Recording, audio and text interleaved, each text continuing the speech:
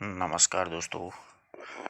इस वीडियो में अपन लोग एक कृष्णचंद्र की हास्य व्यंग्यपूर्ण कहानी है उनके बारे में पढ़ेंगे।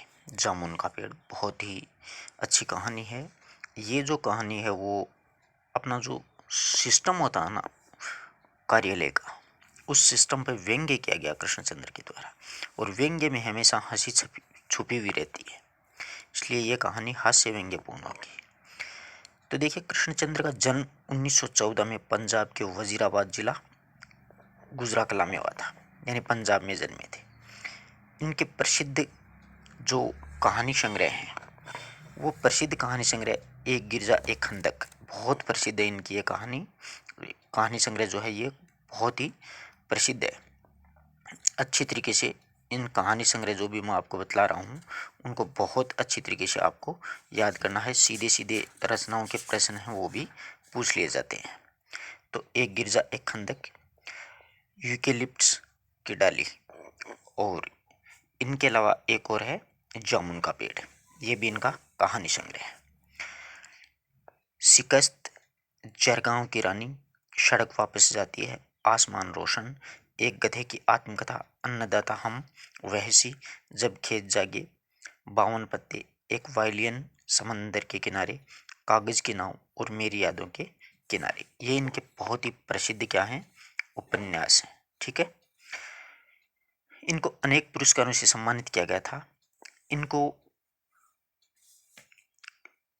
1969 उसमें 69 में पद्म भूषण पुरस्कार मिला था। 1969 में कौन सा पुरस्कार मिला? पद्म भूषण। और 1977 में इस महान हस्ती का क्या हो गया था? देहांत हो गया था। ये प्रगतिशील लेखक संघ के मुख्य कहानीकार माने जाते हैं। तो देखिए, प्रेमचंद के बाद में जिन कहानीकारों ने कहानी विधा को एक नई ऊंचाइयों तक पहुंचाया है, उसमें उर्दू के कथाकार कृष्णचंद्र का नाम महत्वपूर्ण है।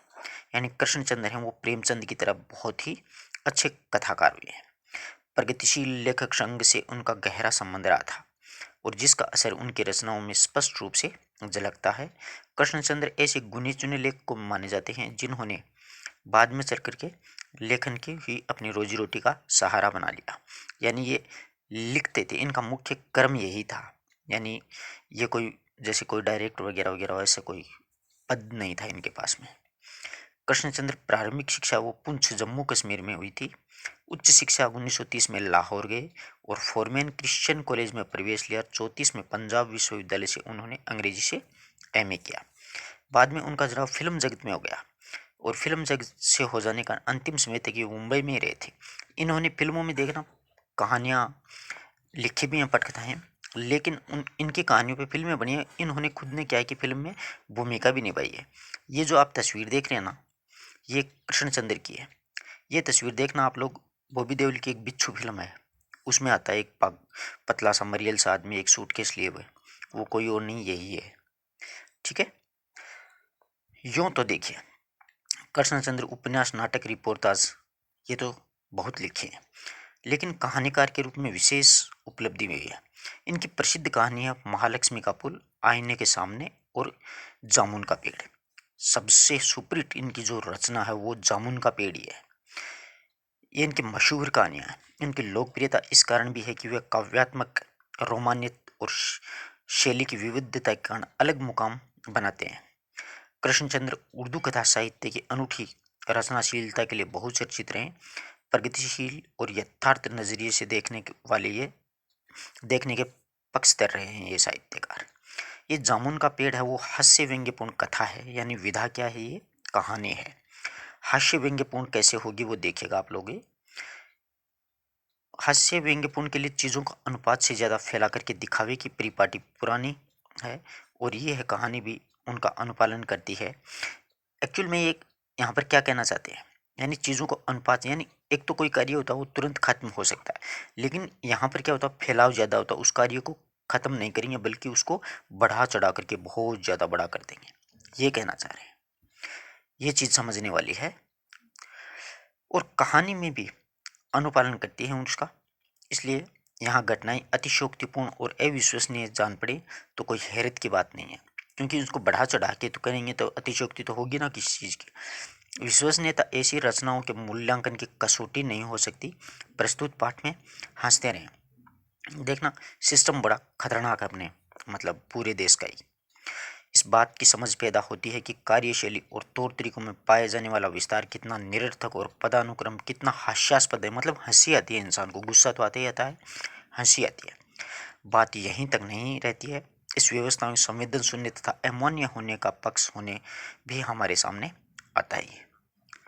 अब देखिएगा, बहुत आनंद आएगा, अंत तक बने रहिएगा। बहुत जैसे शानदार प्रश्न बनेंगे वो भी अपन साथ साथ में करेंगे। जामुन का पेड़, सीधा सीधा प्रश्न पूछ ले तो ध्यान रखना, कृष्णचंद्र की है। रात को बड़े जोरों से क्या है कि झक्कड़ आया, यानी आंधी आई। सेक्रेटरी के लॉन में क्या था? जामुन का पेड़ था। सवेरे को जब माली ने देखा तो पता चला कि पेड़ के नीचे एक आदमी दबा, यानी पेड़ था वो भयंकर आंधी आई तो गिर गया और नीचे आदमी दब गया। माली दौड़ा दौड़ा चपरासी के पास गया था, चपरासी दौड़ा दौड़ा क्लर्क के पास गया, क्लर्क दौड़ा दौड़ा सुप्रीडेंट के पास गया और सुप्रीडेंट दौड़ा दौड़ा बाहर लोन में आया। और मिनटों में क्या हुआ कि गिरे हुए पेड़ के नीचे दबे हुए आदमी के चारों ओर भीड़ लगी। एक्चुअल में ऐसा होता है अपने सिस्टम में, कार्यालय जो होते हैं ना, अभी कार्यालय था व्यापार विभाग का, तो वहाँ पर लोन था, उस लोन में पेड़ खड़ा था, आंधी के कारण गिर गया। अब चपरासी से आता तो उस आदमी को निकाल सकता था, वो भाग के अपने हाथ में, अब कोई रिस्क नहीं लेना चाहता है, क्लर्क के पास आता है, क्लर्क भी नहीं लेना चाहता, सुप्रीडेंट के पास आता है, सुप्रीडेंट फिर बाहर आकर के देखता है स्थिति क्या होती है। इतने में तो भीड़ होगी। बेचारा जामुन का पेड़ कितना फलदार था। एक क्लर्क ने बोला कि कितना अच्छा पेड़ था, बहुत अच्छे अच्छे जामुन दिया करता था, और इसकी जामुन कितनी रसीली होती थी। दूसरा क्लर्क याद करके बोला कि वास्तव में बहुत अच्छी जामुन होती थी इसकी, मैं फलों के मौसम में झोली भर करके ले जाता, मेरे बच्चे इसकी जामुन है इतनी खुशी से खाते कि तीसरा क्लर्क लगभग रुआंसा हो गया कि बहुत प्यारा पेड़ था, मैं बहुत सी जामुन ले जाता, मेरे बच्चों को खिलाता और वो बहुत खुश होते। तीन क्लर्क आगे नहीं यहाँ तक, मगर ये आदमी, माली ने दबे हुए आदमी की तरफ इशारा किया कि आप तो जामुन के लगे हुए हो, ये देखो ये आदमी मर रहा है। हाँ, ये आदमी सुप्रीडेंट सोच में पड़ गया। अब बोलो क्या सोच रहा है, पता नहीं, ये पता नहीं जिंदा है कि मर गया। एक चपरासी ने पूछा, दूसरा चपरासी कहता है पता नहीं, मर भी गया होगा, मर गया होगा, इतना भारी पेड़ जो इसकी पीठ पे गिरे बच कैसे सकता है। अब ऊपर जो भी पड़ा ना वो पूरी स्थिति आप चित्र में देख सकते हैं। ये पेड़ है, गिरा हुआ है, ये आदमी दबा हुआ है, आधा बाहर इधर है, इसलिए पूरी कहानी कॉन्सेप्ट क्लियर। अब आगे चलते हैं। दूसरा चपरासी बोलता है, अब देखो, जो दबा हुआ वो आदमी क्या कहता है, नहीं मैं जिंदा हूँ। दबे हुए आदमी ने बड़ी कठिनता से कहराते हुए कहा कि भाई साहब मैं जिंदा हूँ यार, मरा नहीं हूँ, निकाल लो। जिंदा है? एक क्लर्क ने ताज्जुब से कहा, पेड़ को हटा करके इसे जल्दी से निकाल लेना चाहिए। माली ने सुझाव दिया, माली था, उसने सुझाव दिया कि इसको निकाल लो, मुश्किल मालूम होता है। एक सुस्त कमजोर और मोटा चपरासी बोला, पेड़ का तना बहुत भारी है और वजनी है, कि पेड़ का तना बहुत भारी और वजनी है, अपने से तो नहीं निकलेगा। मुश्किल? क्या मुश्किल है? माली बोला, अगर सुप्रीडेंट साहब हुक्म दे दें कि अगर सुप्रीडेंट साहब कह देंगे तो अपन निकाल लेंगे, तो अभी 15-20 माली चपरासी और क्लर्क लगा, सारे लगा करके जोर लगाएंगे एक साथ, तो नीचे दबे आदमी को आराम से निकाला जा सकता है। माली ठीक कहता है। दूसरा क्लर्क एक साथ बोल पड़े, यानी बहुत से क्लर्क हैं वो बोल पड़े कि मालिक ठीक कहता है कि अपन जोर लगाएं निकल जाएगा और हम तैयार हैं। एक साथ बहुत से लोग पेड़ को उठाने को तैयार हो गए, यानी व्यवस्था को अपने हाथ में लेने के लिए तैयार हो गए। ठहरो, सुप्रीडेंट साहब ने बोला, मैं अंडर सेक्रेटरी से पूछ लेता हूँ। अब अंडर सेक्रेटरी है ना, उससे पूछेगा है। अब स्थिति कुछ और भी डावाडोल होती जाएगी। अब देखो अंडर सेक्रेटरी क्या कहता है। सुप्रीडेंट अंडर सेक्रेटरी के पास गया, अंडर सेक्रेटरी डिप्टी सेक्रेटरी के पास जाता है, डिप्टी सेक्रेटरी जॉइंट सेक्रेटरी के पास जाता है, जॉइंट सेक्रेटरी चीफ सेक्रेटरी के पास जाता है, चीफ सेक्रेटरी मिनिस्ट्री के पास जाता है, मिनिस्टर चीफ सेक्रेटरी से कुछ कहता है। अब मिनिस्टर साहब के पास मामला आ गया। देखो कितनी लंबी चैन चली है, गया आधा दिन। कुछ कहा, चीफ सेक्रेटरी ने जॉइंट सेक्रेटरी से कहा, जॉइंट सेक्रेटरी वापस आ गई डिप्टी सेक्रेटरी से कहता है, डिप्टी सेक्रेटरी अंडर सेक्रेटरी से, फाइल चली और आधा दिन गायब। अगला मरे चाहे जिए, ये फाइल घूम रही है अभी तक। तो दोपहर के खाने के समय क्या हुआ कि दबे हुए आदमी के चारों ओर बहुत भीड़ सी लग गई। लोग तरह तरह की बातें करने लगे। कुछ मंझले क्लर्कों ने समस्या को खुद ही सुलझाने की कोशिश की, यानी खुद ही सुलझाना चाहा। वे हुकूमत के फैसले के इंतजार किए बिना ही पेड़ को अपने आप हटा देने के निश्चय कर रहे थे। इतने में सुप्रीडेंट फाइल लिए भागा भागा आ गया, बोला हम लोग खुद इस पेड़ को नहीं हटा सकते। अब ये सुप्रीडेंट साहब आ गए कि नहीं नहीं नहीं भैया, अपन इस पेड़ को नहीं हटाएंगे, हम लोग व्यापार विभाग से संबंधित। तो यहाँ पर अच्छा प्रश्न बनता है कि ये जो जामुन का पेड़ था किस विभाग के लोन में लगा था, तो व्यापारी विभाग के लोन में। और यह पेड़ की समस्या है जो कृषि विभाग की, और पेड़ वगैरह किसके अंदर आते हैं, कृषि विभाग के। तो इस फाइल को मैं तुरंत ही अर्जेंट मार्क करके किसके पास भेजता हूँ, कृषि विभाग के पास। तो सबसे पहले ये फाइल चली कहाँ थी, व्यापार विभाग से, दूसरी कहाँ पर आ गई, कृषि विभाग में। वहाँ से उत्तर आते इस पेड़ को हटवा देंगे। बस अब कृषि विभाग की जवाब का इंतजार है, आप टेंशन मत करो, जल्दी हटवा देंगे। दूसरे दिन कृषि विभाग ने से उत्तर आया कि पेड़ व्यापार विभाग के लोन में गिरा है, तो इसलिए ये पेड़ हटवाने व न हटवाने की जिम्मेदारी व्यापारी विभाग की है। कृषि विभाग ने कह दिया भैया हमें कोई मतलब नहीं है, देखो हम रिस्क नहीं ले सकते। उत्तर पढ़ करके व्यापार विभाग को गुस्सा आ गया। व्यापार विभाग का फौरन लिखा कि पेड़ हटवाने न हटवाने की जिम्मेदारी कृषि विभाग पर लागू होती है, व्यापार विभाग इससे कोई संबंध नहीं रखता। अब वापस क्या कि फाइल इधर उधर घूम रही है, कभी व्यापार विभाग कभी कृषि विभाग। दूसरे दिन फाइल वापस चलती है, शाम को जवाब आता है कि शाम को जवाब आया कि हम इस मामले को हॉर्टिकल्चर डिपार्टमेंट के पास में भेजते हैं, क्योंकि फलदार पेड़ रह गया ना। अब तीसरी फाइल कहाँ चलेगी, हॉर्टिकल्चर विभाग के पास में। तो हॉर्टिकल्चर डिपार्टमेंट के हवाले कर दिया, क्योंकि ये एक फलदार पेड़ है, फलदार पेड़ का मामला है, तो एग्रीकल्चर डिपार्टमेंट यानी कृषि विभाग अनाज और खेती बाड़ी के मामलों को ही में ही फैसला करने का हकदार है। जामुन का पेड़ चूंकि फलदार पेड़ है, इसलिए इस पेड़ को हॉर्टिकल्चर डिपार्टमेंट के अंदर माना जाएगा। तीसरी फाइल कहाँ चलेगी, हॉर्टिकल्चर में चली जाती है। रात को माली ने दबे हुए आदमी को दाल भात खिलाया, जबकि उसके चारों तरफ पुलिस का पहरा था कि कहीं लोग कानून को हाथ में न ले ले, कि कहीं आम जनता है वो इस पेड़ को हटा के इसको बचा न ले, कानून को हाथ में न ले ले और पेड़ को खुद हटवाने की कोशिश न कर ले। मगर पुलिस कांस्टेबल को दया आ गई, उसने माली को दबे हुए आदमी को खाना खिलाने के लिए कहा। पुलिस कांस्टेबल कुछ मतलब अच्छे भी लोग होते हैं, ऐसी बात नहीं है, पूरा सिस्टम ही खराब है। तो ये कांस्टेबल कहा कि यार बेचारी दबा हुआ है, खाना तो खिला दे। माली ने दबे हुए आदमी से कहा तुम्हारी फाइल चल रही है, उम्मीद है कल तक फैसला हो जाएगा। कि भैया तुम्हारी फाइल चल रही है, कल तक तुम्हारा इसके बारे में फैसला हो जाएगा। दबा हुआ आदमी कुछ नहीं बोला, वो बोल भी कह सकता है। माली ने पेड़ के तने को ध्यान से देख करके कहा अच्छा हुआ कि ये तना तुम्हारे कुल्ले पर गिरा है, अगर कमर पर गिरता तो रीढ़ की हड्डी टूट जाती। कि ये भी बहुत बड़ी बात है कि कुल्ले पर गिरा है, वरना तो तू पूरी जिंदगी पड़ा ही रहता। दबा हुआ आदमी फिर भी कुछ नहीं बोला। माली ने फिर कहा तुम्हारा यहाँ पर कोई वारिस वगैरह है क्या, तो मुझे बता दो इसका अता पता, बताओ, मैं उसको खबर करने की कोशिश करूंगा कि मैं आपके कोई रिश्तेदार हैं तो उसको खबर कर देता हूँ। दबा हुआ आदमी लावारिस हूँ, दबे हुए आदमी ने बड़ी मुश्किल से कहा। मालिक खेद प्रकट करता हुआ वहाँ से हट गया। तीसरे दिन हॉर्टिकल्चर डिपार्टमेंट से जवाब आया, बड़ा कड़ा जवाब था और व्यंग्यपूर्ण था। अब देखो हॉर्टिकल्चर डिपार्टमेंट है वो क्या कहता है, मतलब हॉर्टिकल्चर फलदार वाला। हॉर्टिकल्चर डिपार्टमेंट का सेक्रेटरी साहित्य प्रेमी आदमी निकला। उसने लिखा है कि आश्चर्य है कि इस समय हम पेड़ हटाओ स्कीम बहुत ही पेड़ लगाओ स्कीम बहुत ऊंचे स्तर पर चला रहे हैं, और हमारे देश में ऐसे सरकारी अफसर मौजूद हैं जो पेड़ों को काटने का सुझाव देते हैं, और वह भी एक फलदार पेड़ को, और वह भी जामुन के पेड़ को, जिसे फल जनता बड़े चाव से खाती है। हमारा विभाग किसी भी हालत में इस फलदार वृक्ष को काटने की इजाज़त नहीं दे सकता। इसकी यानी हम इजाज़त नहीं देंगे, हम तो पेड़ लगाओ की स्कीम बहुत ज़ोरों शोरों से चला रहे हैं। अब क्या हुआ फिर, इस पर मंचलों ने कहा, एक मंचले ने कहा कि अगर पेड़ काटा नहीं जा सकता तो इस आदमी को ही काट करके निकाल लिया जाए। कि भैया पेड़ तो नहीं काट सकते, हॉर्टिकल्चर विभाग ने कह दिया है कि बहुत ज़ोर शोरों से पेड़ लगाओ की स्कीम चल रही है, चलो इस आदमी को ही काट लेते हैं। देखिए उस आदमी ने इशारे से बताया, अगर इस आदमी को ठीक बीच से काटेंगे यानी धड़ से काटा जाए तो आधा आदमी इधर निकल जाएगा और आधा आदमी उधर निकल जाएगा और पेड़ वहीं का वहीं रह जाएगा। मगर इस तरह तो मैं मर जाऊंगा, बेचारे दबे हुए आदमी ने आपत्ति प्रकट करते हुए कहा कि मैं तो मर जाऊंगा, मुझे बीच से काट दोगे। यह ठीक कह रहा है, एक कलक ने कहा कि बिल्कुल ठीक कह रहा है, बेचारा मर जाएगा। आदमी को काटने वाली जो युक्ति सूझी थी ना, उस युक्ति प्रस्तुत करने वाले का भरपूर विरोध किया गया।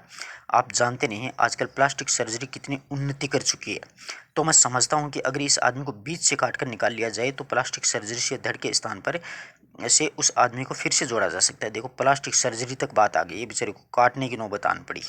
ये है अपने देश का सिस्टम। इस बार फाइल को मेडिकल डिपार्टमेंट, चौथा डिपार्टमेंट कहाँ चला जाता है, मेडिकल डिपार्टमेंट।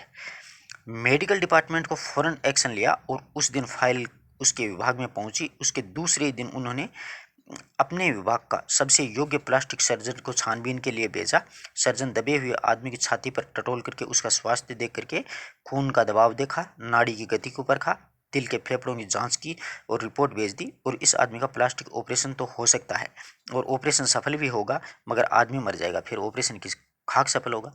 कभी हम ऑपरेशन तो सफल कर देंगे परंतु आदमी मर जाएगा, फिर ऑपरेशन किसका करेंगे। आगे बात समझ में, यहाँ पर हंसी वाली बात आ रही है ना। इसलिए ये फैसला भी रद्द किया जाता है भाई, ये भी रद्द हो जाएगी। आदमी मर जाएगा तो ऑपरेशन का क्या ताल्लुक।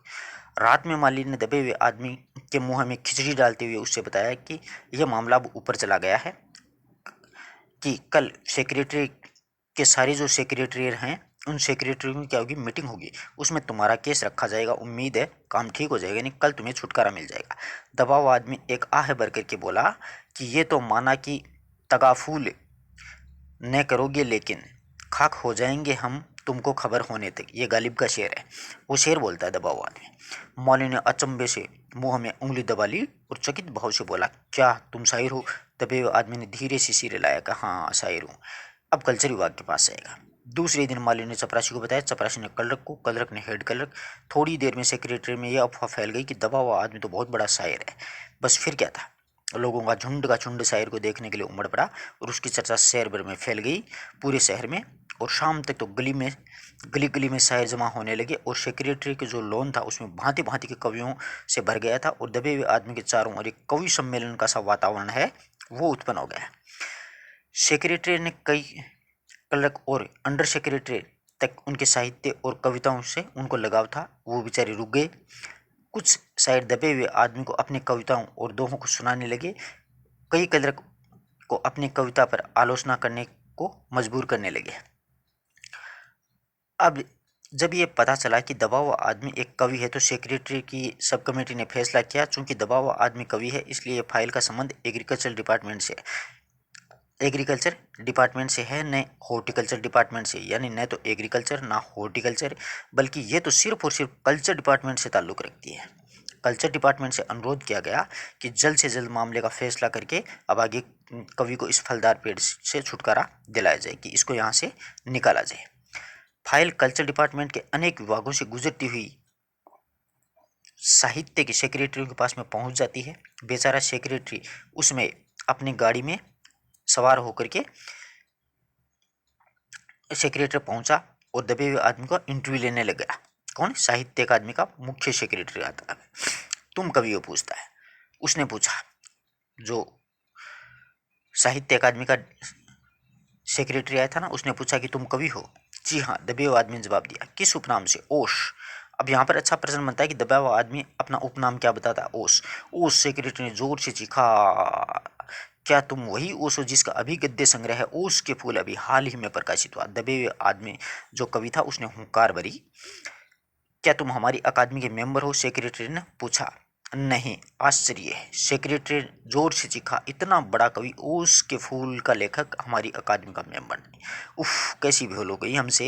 इतना बड़ा कवि और कैसी अंधेरी गुमनामी में दबा पड़ा है कि भैया बहुत बड़ी भूल होगी, अब तो करें क्या। गुमनामी में नहीं, एक पेड़ के नीचे दबा हुआ हूँ, कृपया मुझे इस पेड़ के नीचे से निकालिए। बेचारा कह रहा, मुझे इससे तो निकालो, आप कह रहे हो गुमनामी की बात। अब भी बंदोबस्त करता हूँ, सेक्रेटरी फौरन बोला और फौरन उसने अपने विभाग को रिपोर्ट दे दी। दूसरे दिन सेक्रेटरी भागा भागा कवि के पास गया और बोला, मुबारक हो, मिठाई खिलाओ, हमारी सरकारी साहित्यिक अकादमी ने तुम्हें केंद्रीय शाखा का मेंबर चुन लिया है, ये लो चुनाव पत्र। जबकि वो दबा हुआ है पेड़ के नीचे और उसका चुनाव हो रहा है अकादमी के लिए। वो कहता है कि मगर मुझे पेड़ के नीचे से तो निकालो। दबे हुए आदमी ने कहरा करके कहा। उसकी सांस बड़ी मुश्किल से चल रही थी, उसकी आंखों से मालूम होता है कि वह अभी घोर पीड़ा और दुख में पड़ा हुआ है बेचारा। ये हम नहीं कर सकते, सेक्रेटरी ने कहा, और जो हम कर सकते थे ये हमने कर दिया है। बल्कि हम तो यहाँ तक कर सकते हैं कि अगर तुम मर जाओ तो तुम्हारी बीवी को भी वजीफा दे सकते हैं, कि मुआवजा दिला सकते हैं भैया। अगर तुम दरख्वास्त दो तो हम वह भी कर सकते हैं, यानी तुम दरख्वास्त करोगे तो कर देंगे। अब वो क्या, अभी मैं जीवित हूँ? कवि रुक रुक करके बोल रहा था, मुझे जिंदा निकालो, कि जिंदा रखो, आप तो मरने की बात कर रहे हो। मुसीबत यह है कि सरकारी साहित्यिक अकादमी का सेक्रेटरी हाथ मलते हुए बोला, हमारा विभाग सिर्फ कल्चर से संबंधित है, पेड़ काटने का मामला कलम दवात से नहीं है, आरी कुल्हाड़ी से संबंधित है, इसलिए हमें इसे फॉरेस्ट डिपार्टमेंट के पास में भेजते हैं। पांचवा डिपार्टमेंट फॉरेस्ट डिपार्टमेंट आ गया, अर्जेंट लिखा। शाम को माली ने आकर के दबे हुए आदमी को बताया, कल फॉरेस्ट डिपार्टमेंट के आदमी आकर के इस पेड़ को काट देंगे और तुम्हारी जान है वो बच जाएगी। 2-3 दिन हो गए। माली बहुत खुश था, दबे हुए आदमी का स्वास्थ्य जवाब दे रहा था, मगर वह किसी न किसी तरह अपने आप से अपने आप के जीवन के लिए क्या है कि लड़ रहा था। कल तक सवेरे तक किसी न किसी तरह उसको जीवित रहना है, यानी कल सवेरे तक तो उसको निकाल लेंगे। दूसरे दिन जब फॉरेस्ट डिपार्टमेंट के आदमी आरी कुराली लेकर के पहुंचते हैं, पेड़ काटने से रोक दिया गया। मालूम हुआ कि विदेश विभाग के हुक्म आया है कि पेड़ को नहीं काटा चाहिए। अब विदेश डिपार्टमेंट में चला गया। कारण ये था कि इस पेड़ को 10 साल पहले पेंटोनिया राज्य के प्रधानमंत्री ने सेक्रेटरी के इस लोन में लगाया था। अगर यह है पेड़ काट दिया गया तो इस बात में काफ़ी अंदेशा था कि पेंटोनिया सरकार से हमारे संबंध है वो सदा के लिए बिगड़ जाएंगे। आदमी मरे तो मरे, आदमियों की कोई कीमत नहीं है। भारत में बहुत से लोग हैं, लेकिन पेंटोनिया सरकार के प्रधानमंत्री नाराज नहीं होने चाहिए। मगर एक आदमी ने की जान का सवाल है, एक क्लर्क ने चिल्लाया। दूसरे दूसरी ओर दो राज्यों के संबंध का भी सवाल है। दूसरे क्लर्क ने पहले क्लर्क को समझाया, और यह भी समझो कि पेंटोनिया सरकार हमारे राज्य को कितनी सहायता देती है। क्या हम उनकी मित्रता की खातिर एक आदमी जीवन भर के बलिदान नहीं कर सकते? कि एक आदमी को बलि नहीं चढ़ा सकते? फालतू की बात करते हो। मर जाने तो मरता है, कोई दिक्कत नहीं है।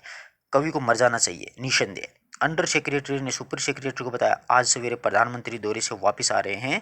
आज 4 बजे विदेश विभाग इस पेड़ की फाइल उसके सामने पेश करेगा। जो फैसला देंगे वो सबको स्वीकार होगा। अब देखो, प्रधानमंत्री के पास चली गई फाइल। शाम के 5 बजे स्वयं सुप्रीटेंडेंट कवि की फाइल लेकर के उसके पास आया। सुनते हो, आते ही खुशी से फाइल को हिलाते हुए चिल्लाया, प्रधानमंत्री ने पेड़ को काटने का हुक्म दे दिया और इस घटना की सारी अंतर्राष्ट्रीय जिम्मेदारी अपने सिर पर ले ली है प्रधानमंत्री ने। वो कल ये पेड़ काट दिया जाएगा और तुम इस संकट से छुटकारा हासिल कर सकोगे। सुनते हो, आज तुम्हारी फाइल पूर्ण हो गई है। वो कौन है? वो बताता है, फाइल लिए सुप्रीटेंडेंट आता है कवि के पास में।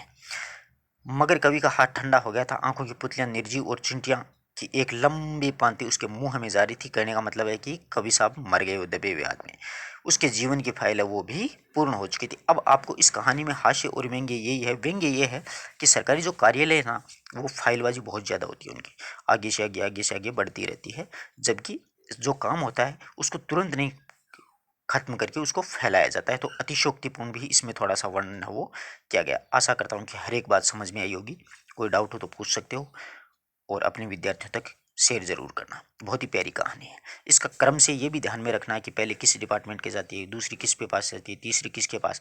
क्योंकि परीक्षा में ऐसा भी पूछ सकता है कि तीसरी फाइल किसके पास गई थी। और वहाँ पर दे देगा व्यापार विभाग, एग्रीकल्चर विभाग, हॉर्टिकल्चर विभाग, फिर मेडिकल विभाग, इस प्रकार से। धन्यवाद दोस्तों।